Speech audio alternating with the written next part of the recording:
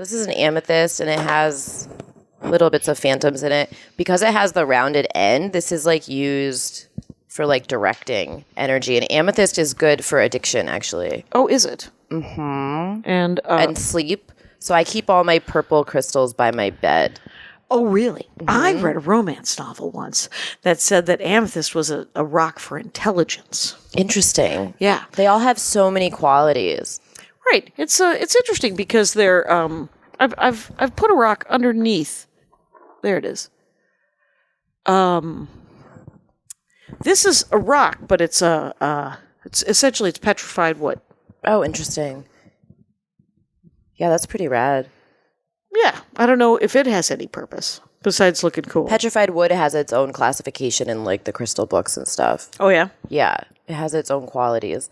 So I have this book called Love is in the Earth, A Kaleidoscope of Crystals by a lady named Melody. Awesome. And it's quite thick, and she doesn't look at the camera, which I used to think is like really spiritual people would do that so you couldn't steal their soul.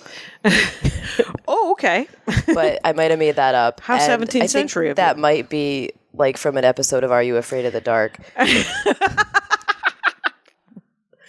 But so love is in the earth.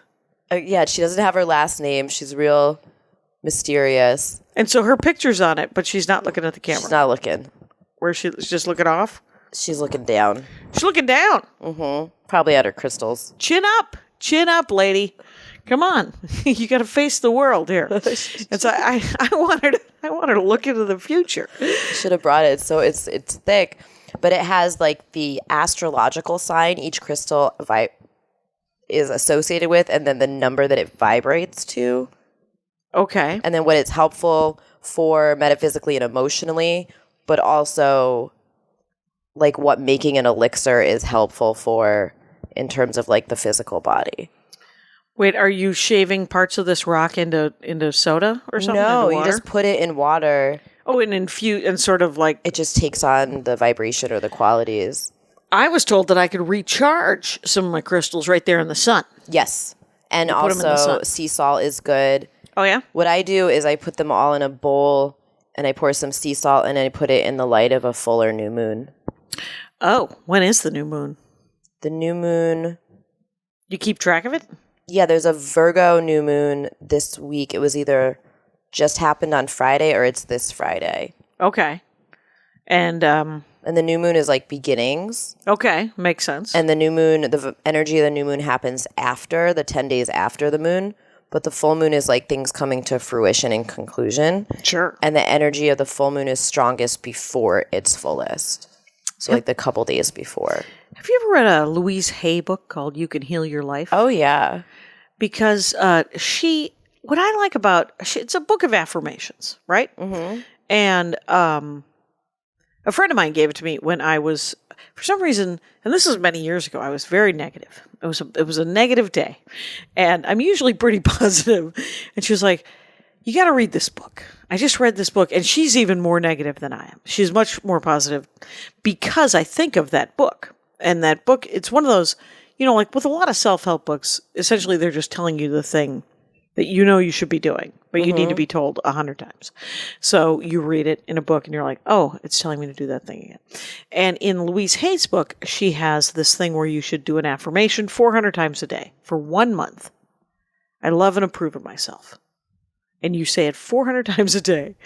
And I did it for 1 month. I've talked about it kind of incessantly. I've talked about it on the Jackie and Laurie show. I've talked about it here off and on.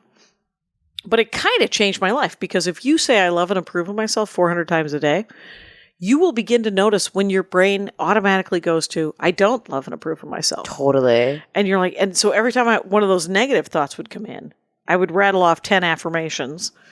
And then at nearing the end of the day, if I had not yet reached 400, I would have to do the rest of them. But I did it for a full month. That's amazing. And it kind of changed my life. Yeah. Just because it made me more aware of when the negative thoughts had come in. Yeah, because it changes your vibration. Well, it was, I don't know what the vibration is. What's the vibration? It's like everything is energy, right? Right.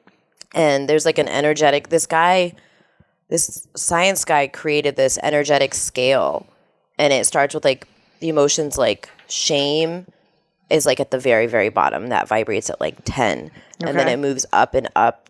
And like say acceptance is around 350, and that's the vibration pot vibrates at, which makes sense, right? Because people smoke pot and they're like, oh, everything's okay. Okay. But they're also like, everything's okay when maybe it isn't. Okay. And you should maybe be Right. doing some. But 700. What does it that's go like, to? it goes to 800, and that's Oh, it like does. enlightenment. So, but like peace, which It I have also learned. feels like a credit score. What I have learned giving up like marijuana maintenance, which I struggle with for a long time, is that like there are these higher emotions that I could never access before, like peace, joy, love, true contentment. All that stuff is above 350. Okay.